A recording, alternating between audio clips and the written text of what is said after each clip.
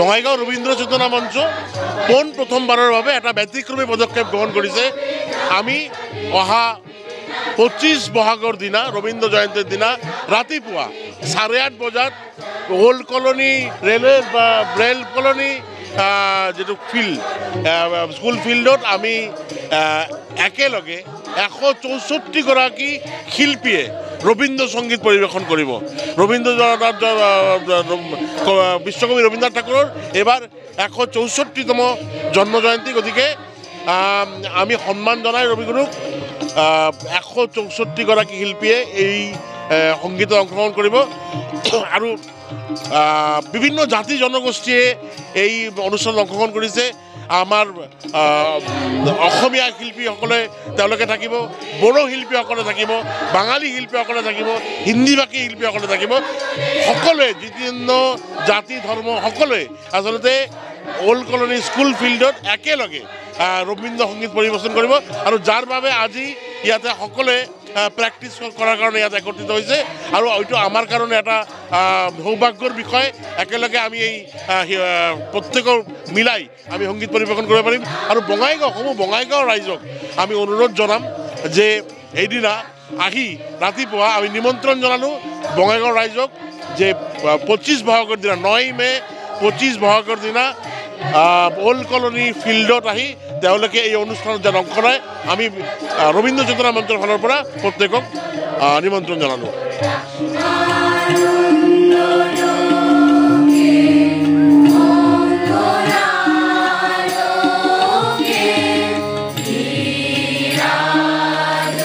এবার একটা রবীন্দ্র চেতনা মঞ্চ ব্যতিক্রমী প্রয়াস নিয়েছি, সেটা হচ্ছে এবার আমরা আবৃত্তি পরিবেশন করবার জন্য আমরা সুদূর কলকাতা থেকে ব্রততী বন্দ্যোপাধ্যায়কে আমন্ত্রণ করে আনছি, যেটা হয়তোবা বঙাইগাঁও বুকে প্রথমবার।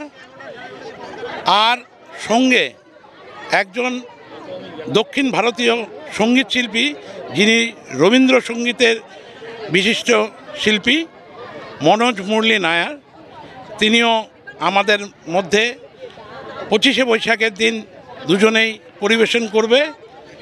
এবং দ্বিতীয় দিন 10 মে মানে 26শে বৈশাখ, সেদিন থাকবে আমাদের জি বাংলা সারেগামা পার্ক থেকে আগত ঋক বাসু এবং দোয়েল গোস্বামী।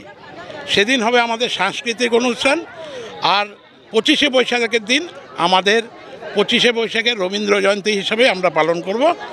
আপনাদের বঙাইগাঁওবাসী এবং পার্শ্ববর্তী সকল এলাকার থেকে যাতে আপনারা এসে এই অনুষ্ঠান উপভোগ করেন, তার জন্য আমরা রবীন্দ্র চেতনা মঞ্চের তরফ থেকে আপনাদেরকে অনুরোধ জানাচ্ছি।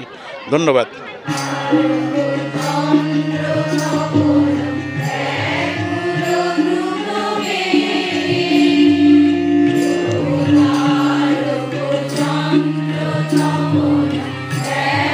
Thank you.